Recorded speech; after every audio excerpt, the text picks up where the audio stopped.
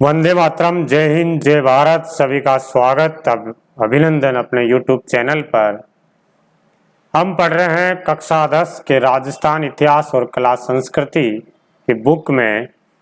आज 10वां अध्याय राजस्थान के प्रमुख पर्यटन स्थल देख रहे हैं। इससे पहले अपन ने अध्याय 10 से पर्यटन स्थल के दो क्लास ले चुके हैं, जिसके अंतर्गत अपन ने अजमेर, अलवर और बांसवाड़ा, बारां, बाड़मेर, भरतपुर, भीलवाड़ा, बूंदी, चित्तौड़गढ़, दौसा, धौलपुर, डूंगरपुर और हनुमानगढ़ जिले के प्रमुख पर्यटन स्थल पढ़ चुके हैं। आज की क्लास में जयपुर से अपन स्टार्ट कर रहे हैं। ये क्लास प्रतियोगिता परीक्षाओं के लिए अति महत्वपूर्ण है। आप चाहे रीट, पुलिस, बीएसटीसी या सीईटी के साथ जितने भी प्रतियोगिता परीक्षाओं की तैयारी कर रहे हैं, उसमें सभी के लिए इम्पोर्टेंट है। तो शुरू करते हैं जयपुर के प्रमुख पर्यटन स्थल, जिसके अंदर अपन जयपुर के साथ साथ जयपुर और उसके अलावा जो जिले बचे हुए हैं उनके पर्यटन स्थल देखेंगे।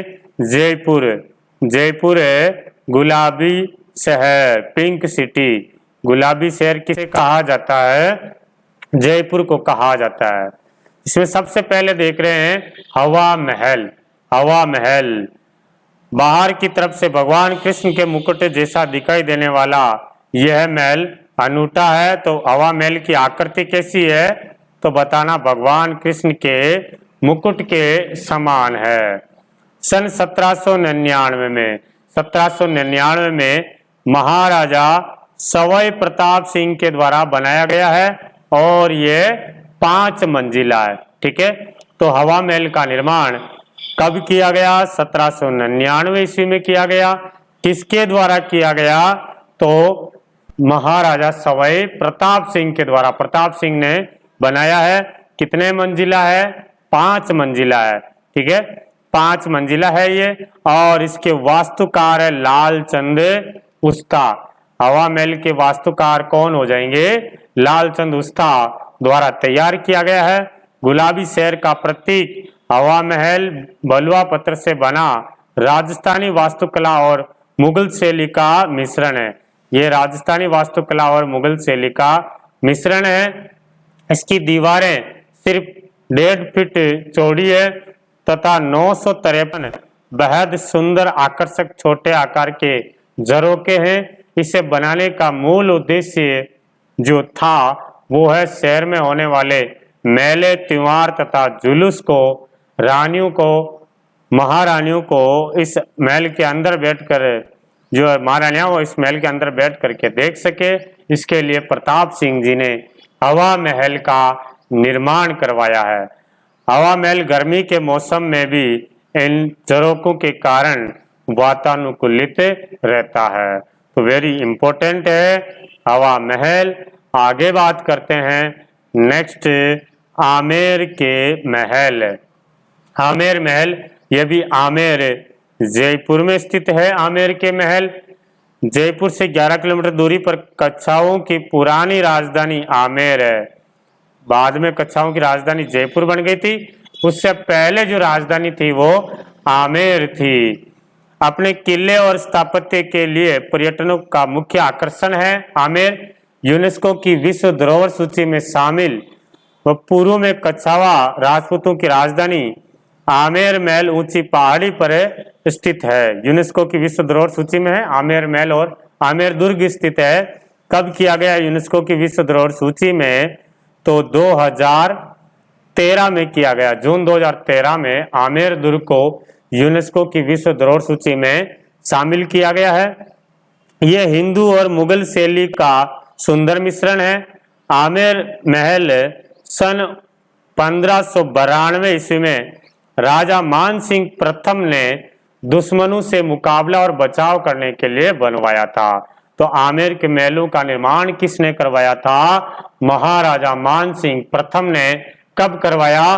तो 1592 ईस्वी में करवाया है। याद रह जाएगा जी। आमेर महल का आंतरिक भाग बलुआ पत्थर तथा संगमरमर से बनाया गया है तथा इससे नक्काशी का कार्य, बहुमूल्य पत्थरों की जड़ाई, मीनाकारी का काम, पच्चीकारी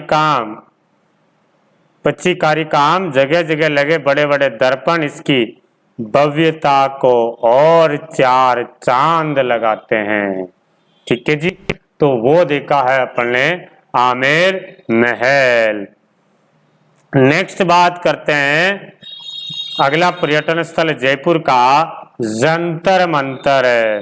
जंतर मंतर जयपुर के संस्थापक महाराजा सवाई जय सिंह द्वितीय द्वारा बनाई गई 5 खगोलीय वेधशालाओं में सबसे विशाल है।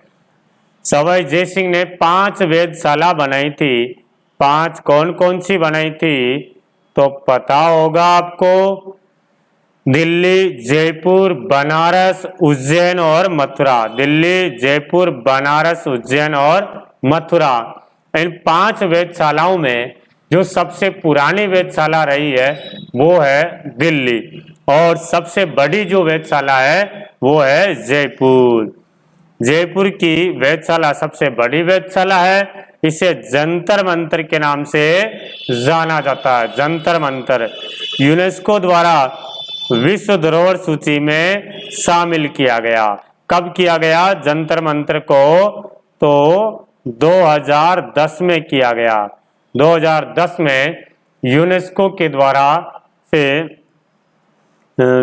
विश्व धरोहर सूची में शामिल किया गया।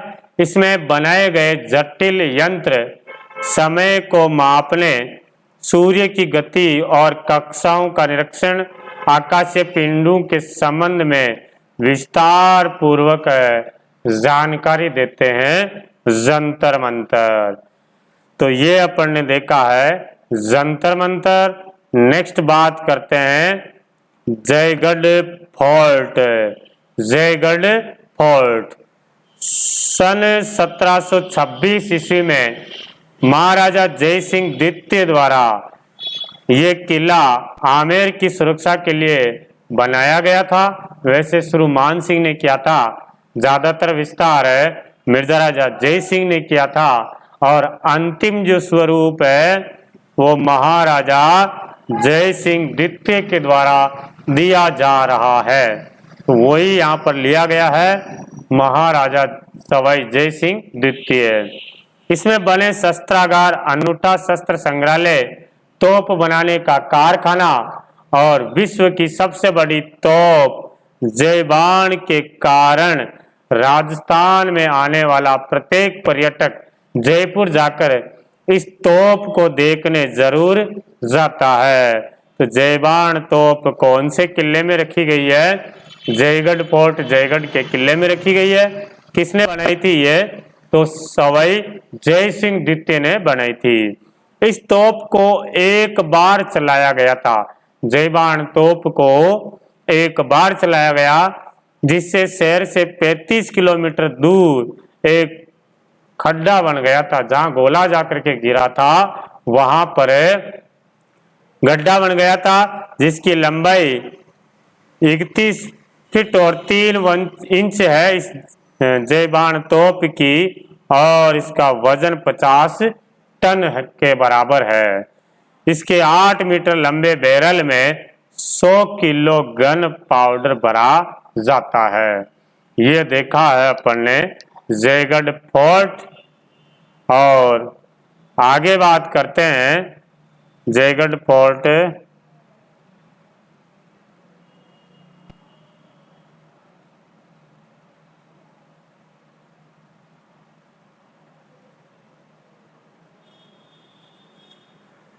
नाहरगढ़।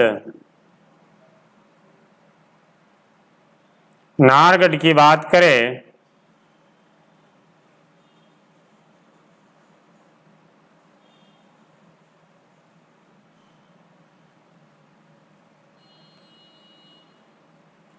नाहरगढ़ का किला नाहरगढ़ का किला भी कहाँ स्थित है? तो नाहरगढ़ का किला जयपुर में है, जयपुर में। अंधेरी रात में तारों की छाव में नाहरगढ़ किले से जयपुर शहर का विहंगम अद्भुत और मदमस्त नजारा सारी दुनिया में और कहीं नहीं मिलेगा जैसा कि नाहरगढ़ में मिलता है। शहर की रोशनी को देख कर लगता है कि तारे जमीन पर उतर आए हैं। सन 1734 ईस्वी में जय सिंह के शासन काल के दौरान इस किले का निर्माण किया गया। 1734 में मराठा आक्रमणकारों से बचने के लिए सवाई जय सिंह द्वितीय ने नाहरगढ़ दुर्ग का निर्माण करवाया है, जो शहर का पहरेदार मालूम होता है। इस किले में बनाए गए माधवेंद्र भवन को ग्रीष्म काल में महाराजा के निवास के रूप में काम लिया जाता है। रानियों के लिए आरामदेह बैठक तथा राजा के कक्षों का समूह आलीशान दरवाजों, खिड़कियों और भित्ति चित्रों से सजाया गया नाहरगढ़ अतीत की यादों को समेटे शान से खड़ा है। अभी हाल ही में महल में एक एकल्पचर आर्ट गैलरी भी बनाई गई है। इंपॉर्टेंट है, इसको ध्यान रख लेना। कौन से किले में एकल्पचर आर्ट गैलरी स्थापित की गई है? तो नाहरगढ़ दुर्ग में, ठीक है। और इसी दुर्ग में एक जैसे 9 महल है। एक जैसे 9 महल कौन से दुर्ग में है? तो एक जैसे 9 महल नाहरगढ़ दुर्ग में है, ठीक है जी। ओके, नेक्स्ट बात करते हैं Albert Hall central museum. Albert Hall सन 1876 ईस्वी में प्रिंस ऑफ वेल्स ने इसकी आधारशिला रखी थी। अल्बर्ट हॉल की आधारशिला रखी थी प्रिंस ऑफ वेल्स ने। इसका नाम लंदन के अल्बर्ट संग्रहालय के नाम पर रखा गया है। सर स्टीवन जेकब के द्वारा इसका डिजाइन किया गया। तो पूछते हैं अल्बर्ट हॉल के वास्तुकार कौन है? तो स्विंटन जेकब लिखा हुआ है, स्टीवन जेकब भी नाम मिलता है। तो जेकब याद रखना, जेकब इसके वास्तुकार है और इंडो सार्वजनिक स्थापत्य कला के आधार पर इसका निर्माण किया गया है।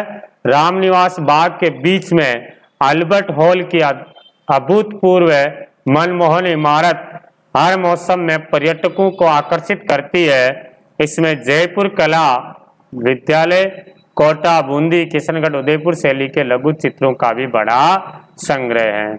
किसके शासनकाल में बना है? तो ये ध्यान रखना, ये राम सिंह द्वितीय के शासनकाल में बनाया गया है। राम सिंह द्वितीय। चलिए जी, नेक्स्ट बात करते हैं गलता जी भी कहाँ है? जयपुर में है। गलता जी जिसे मंकी वैली के नाम से जाना जाता है। मंकी वैली के नाम से किसे जाना जाता है? गलता जी को। और यहाँ पर रामानुज संप्रदाय की प्रधान पीठ है जयपुर में। गलता जी जयपुर का एक प्राचीन तीर्थ स्थान है और यह गालव ऋषि की तपोस्थली रही है। गालव ऋषि की तपोस्थली गलता जी स्थित कुंड में स्नान का धार्मिक महत्व है। तीर्थ यात्री यहाँ पवित्र स्नान हेतु आते हैं।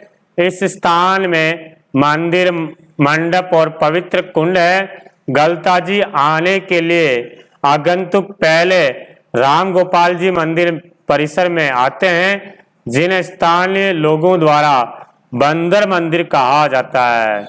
बंदर मंदिर किसे कहा जाता है? कौन सा मंदिर बंदर मंदिर कहा जाता है? राम गोपाल जी का मंदिर है। इसे ये नाम यहाँ पाए जाने वाले बंदरों के एक बड़े समूह की वजह से मिला है। बंदर बहुत सारे रहते हैं, इसलिए राम गोपाल जी मंदिर को बंदर मंदिर कहा जाता है। हरियाली का खूबसूरत नजारा और उछलते कूदते बंदर क्षेत्र के खुशनुमा माहौल में इजाफा करते हैं। पहाड़ी की चोटी पर सूर्य देव को समर्पित एक छोटा मंदिर है जिसे सूर्य मंदिर कहा जाता है और दीवान कृपाराम द्वारा निर्मित यह मंदिर शहर के लोगों के लिए पूजनीय है। ठीक है जी। तो गलता जी यहाँ पर एक तो ध्यान रखना, आगे जब और आएगा तो देखेंगे रामानुज संप्रदाय की प्रधान पीठ है और इसे मंकी वैली के नाम से जाना जाता है। नेक्स्ट पर्यटन स्थल की बात करें तो वो है ईसरलाट या सरगासुली। ईसरलाट या सरगासुली शहर के बीचों बीच 60 फीट ऊंची भव्य इमारत ईसरलाट को स्वर्ग वेदी मीनार या सरगासुली भी कहा जाता है। ईसरलाट या सरगासुली और इसे स्वर्ग वेदी मीनार भी कहते हैं ईसरलाट को। जयपुर के शासक सवाई ईश्वरी सिंह ने 1749 ईस्वी में इस मीनार को एक शानदार जीत की स्मृति में करवाया था। ठीक है, एक युद्ध होता है राजमहल का युद्ध। कौन सा युद्ध? राजमहल का युद्ध हुआ है। कब हुआ सर? ये 1747 को हुआ था राजमहल का युद्ध। ईश्वरी सिंह और उनका भाई माधो सिंह के बीच में, जिसमें ईश्वरी सिंह विजय रहता है और इसी युद्ध में विजय के उपलक्ष्य में ईश्वरी सिंह ने ईसरलाट का निर्माण करवा दिया है। त्रिपोलिया गेट के निकट स्थित इस मीनार के अंदर की तरफ ऊपर तक जाने के लिए सीढ़ियां बनी है जिससे चढ़कर ऊपर से जयपुर का विहंगम दृश्य दिखाई देता है। ठीक है जी, यह देखा है अपन ने ईसरलाट सरगासुली। फिर बात करते हैं गोविंद देव जी का मंदिर। गोविंद देव जी का मंदिर ध्यान रखना राजस्थान में गौड़ीय संप्रदाय की ये प्रधान पीठ है। ठीक है, ये राजस्थान में गौड़ीय संप्रदाय की प्रधान पीठ है। गौड़ीय संप्रदाय राजस्थान में गौड़ीय संप्रदाय की प्रधान पीठ जयपुर में गोविंद देव जी का मंदिर है। गौड़ीय संप्रदाय राजस्थान में कौन लेकर के आया? तो मानसिंह लेकर के आया, बंगाल से लेकर के आया था। ठीक है, तो गोविंद देव जी का मंदिर देखते हैं। श्री गोविंद देव जी की आकर्षक प्रतिमा सवाई जयसिंह द्वारा वृंदावन से लेकर के आए हैं। ये जो मूर्ति है गोविंद देव जी की, तो कौन लेकर के आया है? सवाई जयसिंह लेकर के आया है। गौड़ीय संप्रदाय कौन लेकर के आया था? मानसिंह लेकर के आया। और गोविंद देव जी की मूर्ति कौन लेकर के आया? सवाई जयसिंह। कहां से लेकर के आया? वृंदावन से, जो यहाँ पूरे सम्मान से जयपुर के परकोटे में स्थित श्री गोविंद देव जी मंदिर में स्थापित की गई है। शाही परिवार और स्थानीय लोगों द्वारा पूजनीय गोविंद देव जी में 7 झांकियों के माध्यम से दर्शन की समुचित व्यवस्था है। तो ये अपन ने देखे हैं जयपुर के पर्यटन स्थल है। कौन कौन से देखे हैं? एक हवा महल देखा है, आमेर देखा है, आमेर महल, जंतर मंतर, जयगढ़ फोर्ट, नाहरगढ़ का किला, अल्बर्ट हॉल, गलता जी, ईसरलाट और गोविंद देव जी का मंदिर देखा है। अब बात करते हैं जैसलमेर। जैसलमेर के प्रमुख पर्यटन देखते हैं। जैसलमेर के प्रमुख पर्यटन स्थल कौन कौन से? एक तो जैसलमेर को किले और हवेलियों का शहर कहते हैं। हवेलियों का शहर किसे कहा जाता है? तो हवेलियों का शहर जैसलमेर को कहा जाता है। जिसमें सबसे पहले देख रहे हैं अपन जैसलमेर का किला। ये किला एक वर्ल्ड हेरिटेज साइट है, यूनेस्को के द्वारा विश्व धरोहर सूची में शामिल है। थार मरुस्थल के त्रिकुटा पहाड़ी पर है। त्रिकुटा पहाड़ी पर खड़ा यह किला बहुत ही ऐतिहासिक लड़ाइयों को देख चुका है। सूरज की रोशनी इस किले पर पड़ती है तो पीले बलुआ पत्थर से बना होने के कारण सोने के समान चमकता है, इसीलिए इसे सोनार का किला या गोल्डन फोर्ट के नाम से भी जाना जाता है, जैसलमेर का किला। तो यहाँ पर आपको क्या क्या ध्यान रखना है, जैसलमेर का किला कौन सी पहाड़ी पर है, त्रिकुटा पहाड़ी पर है, वर्ल्ड हेरिटेज साइट विश्व धरोहर सूची में शामिल है, कब शामिल किया गया, 2013 में, और इसे सोनार किला गोल्डन फोर्ट के नाम से जाना जाता है। डेजर्ट नेशनल पार्क राष्ट्रीय मरु उद्यान थार रेगिस्तान के विभिन्न वन्य जीवों का सबसे महत्वपूर्ण आवास और ये पार्क है। जानवरों की विभिन्न प्रजातियां जैसे यहाँ पर काले हिरण, चिंकारा और रेगिस्तान में पाई जाने वाली लोमड़ी, ये सब पार्क में विचरण करते हैं। और लुप्त प्राय ग्रेट इंडियन बस्टर्ड, जिसे अपन गोडावण कहते हैं, गोडावण जो दुनिया का सबसे बड़ी उड़ान भरने वाले पक्षियों में एक है, उन्हें भी आप इस national park, desert national park में देख सकते हैं। और यह नेशनल पार्क जैसलमेर से 40 किलोमीटर दूरी पर स्थित है। जब भी जैसलमेर जाने का दौरा हो तो आप इस नेशनल पार्क में जरूर जाकर के आए। अगला पर्यटन स्थल की बात कर रहे हैं, पटवों की हवेली। इस हवेली के अंदर 5 हवेलियां हैं जो गुमान चंद पटवा ने अपने 5 बेटों के लिए 1805 ईस्वी में बनाई थी। ठीक है, तो पटवों की हवेली किसने बनाई है? गुमान चंद के द्वारा। वीडियो 2022 में अभी जो मेन पेपर हुआ था उसमें आया था ये कि पटवों की हवेली का निर्माण किसके द्वारा करवाया गया है? गुमान चंद। इसे बनाने में 50 साल लगे हैं। 1805 ईस्वी में बना है। जैसलमेर में सबसे बड़ी और सबसे खूबसूरत नक्काशीदार हवेली, 5 मंजिला संरचना, एक सकरी गली में गर्व से खड़ी है। यद्यपि हवेली अब अपनी उस भव्य महिमा को खो चुकी है, तथापि कुछ चित्रकारी और कांच का जो काम है अभी भी अंदर की दीवारों पर देखा जा सकता है। नेक्स्ट बात करते हैं तनोट माता मंदिर।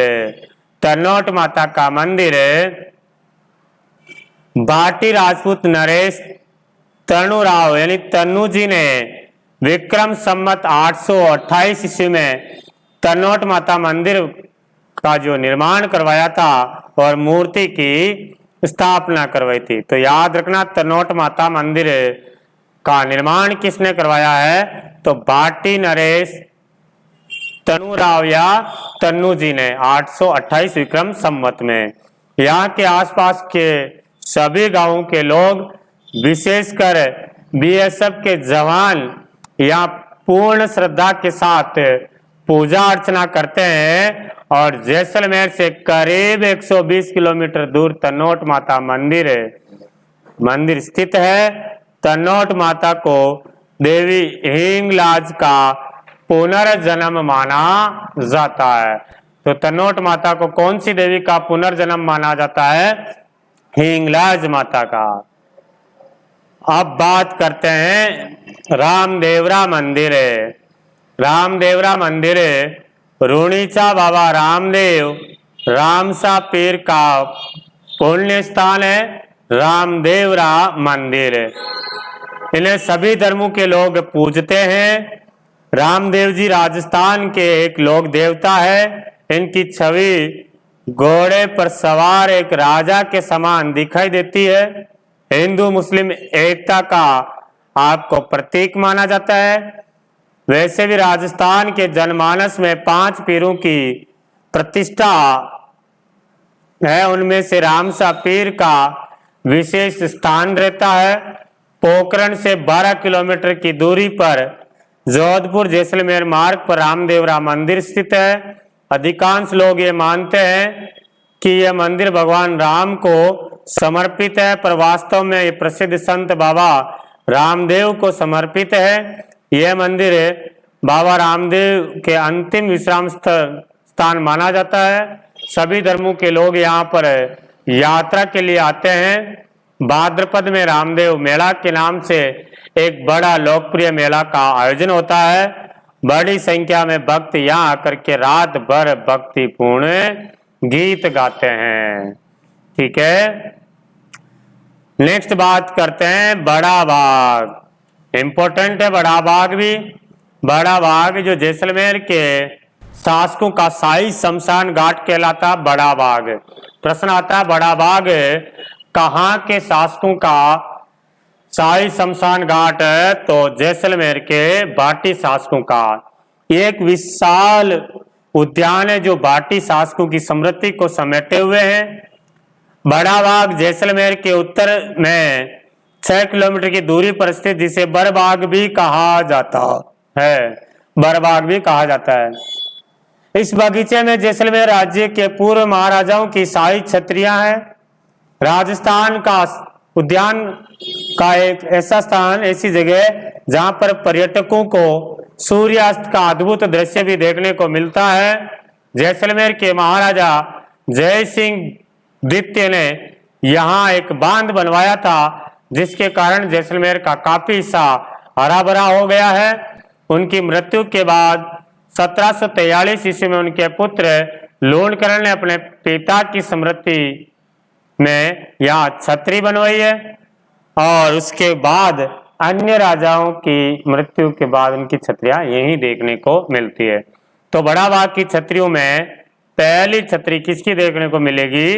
तो जय सिंह द्वितीय, जैसलमेर के जय सिंह द्वितीय की छतरी है, और इनके बाद सभी शासकों की छतरियां यहीं पर होती हैं। तो यह देखा अपन ने जैसलमेर, और जैसलमेर में कौन कौन से पर्यटन स्थल देखे हैं। जैसलमेर का किला, डेजर्ट नेशनल पार्क, राष्ट्रीय मरु उद्यान, पटवों की हवेली, तनोट माता का मंदिर, रामदेवरा मंदिर, बड़ा बाग, ये अपन ने देख लिया है। नेक्स्ट जो जिला आ रहा है वो है जालोर। जालोर को ग्रेनाइट सिटी के नाम से जाना जाता है। जालोर को ग्रेनाइट सिटी के नाम से जाना जाता है। जालोर किला, जालोर में सबसे पहले जालोर का किला देख रहे हैं। यहाँ के किले और महलों में ज्यादा सजावट देखने को तो नहीं मिलती है। यहाँ का सबसे प्रतापी शासक हुआ था कानड़ देव सोनगरा, जिन्होंने दिल्ली के सुल्तान अलाउद्दीन खिलजी के कई बार दांत खट्टे कर दिए। तो कानड़ देव सोनगरा का संबंध कौन से किले से रहा है? तो जालोर के किले से। खिलजी ने कानड़ देव से बदला लेने के लिए कई दाव पेच पर लगाए, परंतु अंत में कानड़ देव और उनका बेटा वीरम देव की वीरता का कायल हो गया। शहर का मुख्य आकर्षण जालोर का किला है, और ये वास्तुकला का एक प्रभावशाली प्रतीक माना जाता है। 8वीं और 10वीं शताब्दी के बीच इसका निर्माण किया गया है। किला लगभग 336 मीटर की ऊंचाई पर खड़ी पहाड़ी पर स्थित है, जिसके नीचे शहर का अति सुंदर दृश्य पेश करता है। किले की मुख्य विशेषता इनकी दीवारें और गढ़ है। नेक्स्ट बात करते हैं सुंदा माता मंदिर। जालोर में है सुंदा माता का मंदिर, मूलतः चामुंडा मंदिर है सुंदा माता। अरावली रेंज में सुंदा पर्वत पर स्थित सुंदा माता का मंदिर है। यह मंदिर समुद्र तल से 1220 मीटर ऊंचाई पर बनाया गया है। पूरे भारत के भक्तों द्वारा बहुत पवित्र माना जाता है। यहाँ चामुंडा देवी की एक प्रतिमा है। पूछा हुआ प्रश्न है सुंदा माता मंदिर में कौन सी देवी की प्रतिमा है? तो चामुंडा देवी की प्रतिमा है। मंदिर के सफेद संगमरमर के बने खंबे माउंट आबू के देलवाड़ा मंदिर की याद दिलाता है और इस मंदिर में ऐतिहासिक महत्व के कुछ शिलालेख भी आपको देखने को मिल जाता है। और इसी मंदिर में राजस्थान का पहला रोपवे लगाया गया है। राजस्थान का पहला रोपवे सुंदा माता मंदिर जालोर में लगाया गया है। नेक्स्ट बात करते हैं मलिक शाह की मस्जिद। मलिक शाह की मस्जिद अलाउद्दीन खिलजी ने जालोर में अपने शासन के दौरान बगदाद के सुल्तान मलिक शाह के सम्मान में यह मस्जिद बनाई है। यह मस्जिद अपनी अनूठी स्थापत्य कला के लिए प्रसिद्ध है। इनकी बनावट और गुजरात में बने भवनों से काफी प्रभावित है। तो मलिक शाह की मस्जिद इंपॉर्टेंट कर लेना, पूछा हुआ है काफी बार एग्जाम में। किसके द्वारा बनाई गई है? अलाउद्दीन खिलजी के द्वारा। और कहाँ स्थित है? जालोर में। एक जिला और देख लेते हैं और जिसमें अपन देख रहे हैं राजस्थान का नागपुर झालावाड़। ठीक है, झालावाड़ को राजस्थान का नागपुर के नाम से जाना जाता है संतरे उत्पादन के कारण। ठीक है जी। तो झालावाड़ में सबसे पहले देखने को मिल रहा है गागरोन का किला। गागरोन का किला कालीसिंध और आहू नदी के संगम पर स्थित। यहाँ के शासक अचलदास खींची जब मालवा के शासक होशंग शाह से हार गए थे तो यहाँ की राजपूत महिलाओं ने खुद को दुश्मनों से बचाने के लिए जोहर किया गया था। यूनेस्को की विश्व धरोहर सूची में शामिल 6 पहाड़ी किलों में से एक पहाड़ी और जल किले का प्रतीक गागरोन किला राजस्थान की शान है। 6 पहाड़ी जो दुर्ग है कौन कौन से हैं याद रखना आप कि कौन कौन से किले 6 किले दे दिया है तो याद रख ही लेना है। गाजर, चीकू और आम, इसके अंदर 6 किले निकलेंगे जो 2013 में यूनेस्को की विश्व धरोहर सूची में शामिल है। कौन कौन से हैं सर? गा से याद रखना गागरोन कहाँ पड़ता है? झालावाड़ में। जैसलमेर, रे से रणथंभौर सवाई माधोपुर में है। ची से हो जाएगा चित्तौड़गढ़, कु से हो जाएगा कुंभलगढ़ और आम से हो जाएगा आमेर। गागरोन, जैसलमेर, रणथंभौर, चित्तौड़गढ़, कुंभलगढ़ और आमेर 2013 में, जून 2013 में यूनेस्को की विश्व धरोहर सूची में शामिल किया गया है। यस, आगे बात करते हैं आहू और कालीसिंध नामक 2 नदियों से घिरे इस किले की भव्य सुंदरता को अलग निहारने का मन करता है। किले के बाहर सूफी संत मिट्टे शाह का मकबरा पर मोहर्रम के महीने में वार्षिक मेले का आयोजन होता है। तो गागरोन के किले में सूफी संत मिट्टे शाह की दरगाह है, मकबरा है और मोहर्रम के महीने में यहाँ पर मेला लगता है। गागरोन किले का जो निर्माण है वो बीजल देव ने करवाया था। याद रखना भाई, पूछ सकते हैं गागरोन किले का निर्माण किसने करवाया था तो बताना है। बीजल देव ने करवाया था। 12वीं सदी में इसका निर्माण किया गया है और 3 नदियों का संगम देखने के लिए यहाँ पर देखने को मिलता है। तो आप तो याद रखना गागरोन का किला एक तो अचलदास खींची के समय यहाँ पर साका होता है, यूनेस्को की विश्व धरोहर सूची में शामिल है। 6 पहाड़ी किलों के जो शामिल है उनमें से गागरोन दुर्ग भी आता है और इसका निर्माण किसने करवाया है तो बीजल देव ने इसका निर्माण करवाया है 12वीं शताब्दी में। ठीक है, चले नेक्स्ट बात करते हैं भवानी नाट्यशाला। भवानी नाट्यशाला, इसका निर्माण 1921 में हुआ था। भवानी नाट्यशाला का निर्माण 1921 में किया गया है और ये नाट्यशाला कई यादगार नाटकों एवं सांस्कृतिक कार्यक्रमों की मुख्य गवाह है। माना जाता है कि संपूर्ण विश्व में सिर्फ ऐसी 8 नाट्यशालाएं हैं, पूरे विश्व में 8 है, उनमें से एक अपने को राजस्थान में मिली हुई है, भवानी नाट्यशाला। शेक्सपियर के लिखे नाटक का यहाँ खेले जाते थे। शेक्सपियर के लिखे नाटक यहाँ खेले जाते थे। विदेशी पर्यटक इसे देखने में बड़ी रुचि रखते हैं। ये नाट्यशाला नाटक और कला जगत में स्थापत्य कला का उत्कृष्ट उदाहरण है। इसमें घोड़ों और रथों के मंच पर प्रकट होने का रास्ता एक भूमिगत मार्ग द्वारा बनाया गया, जिसकी अनूठी विशेषता। तो भवानी नाट्यशाला कहाँ स्थित है? झालावाड़ में।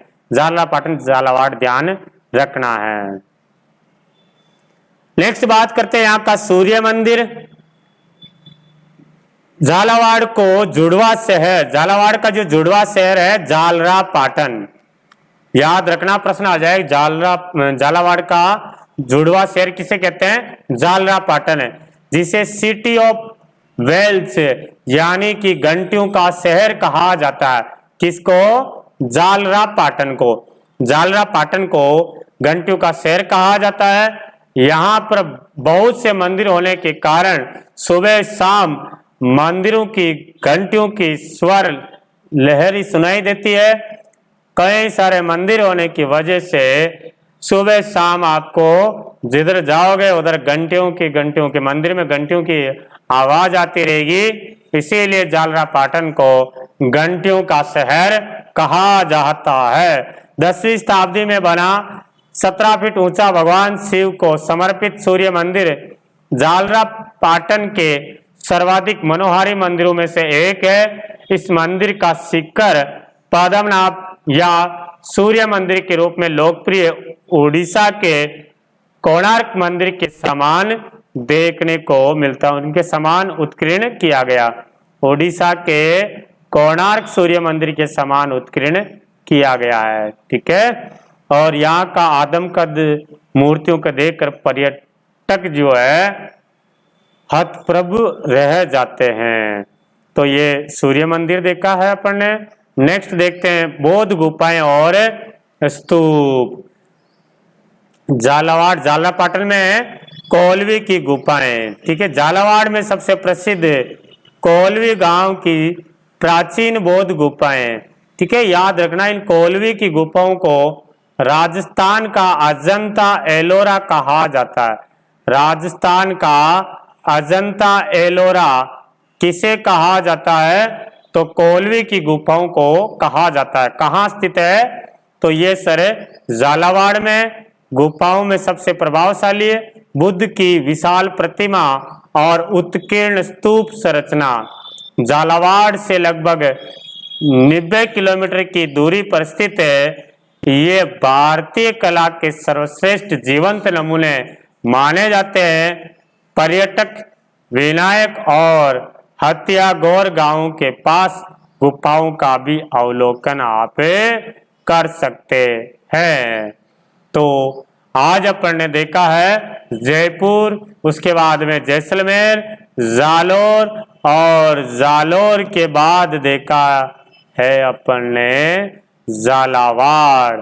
कल वाली क्लास में, अगली क्लास में अपन देखेंगे शेखावाटी, जोधपुर, करौली और नागौर, पाली, बीकानेर, राजसमंद, सवाई माधोपुर, सिरोही, जितने भी जो जिले बचे हुए हैं अगली क्लास में कंप्लीट हो जाएगा। और आप वीडियो को लाइक करना, चैनल को सब्सक्राइब करना और अच्छे से कमेंट करना, ताकि मैं जल्दी आपके लिए वीडियो बना करके लाऊं। हो सके तो आप कमेंट करना ताकि मैं लाइव भी आपको करवा दूं। ठीक है। मिलेंगे अपन अगली क्लास में। तब तक के लिए सभी को जय हिंद, जय भारत, वंदे मातरम।